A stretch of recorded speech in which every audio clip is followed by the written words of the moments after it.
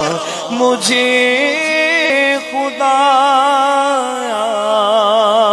معاف کر دے. کیسے معاف کرتا ہے، وہ کیسے عیب چھپاتا ہے. حضرت عمر کا دور ہے، ایک شخص کہیں جا رہا ہے، ہاتھ میں شراب کی بوتل ہے.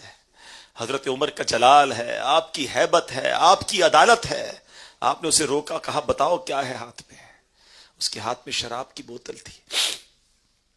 اب ذرا سوچیے، حضرت عمر سامنے کھڑے ہیں، ان دونوں کے درمیان کتنا فاصلہ ہے، کتنی دیر کی گفتگو ہوگی.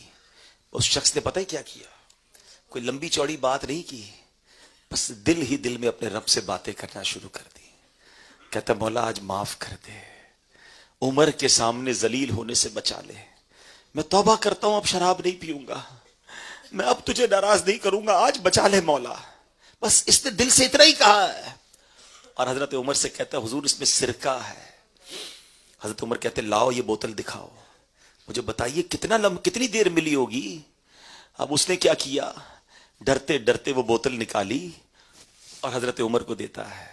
حضرت عمر کے ہاتھ میں وہ جب بوتل جاتی ہے تو شراب نہیں، اس میں سرکہ ہوتا ہے. میرے عیب کو چھپانے والا ہے مولا ہمارے. اب ذرا سوچئے، ہم کس رب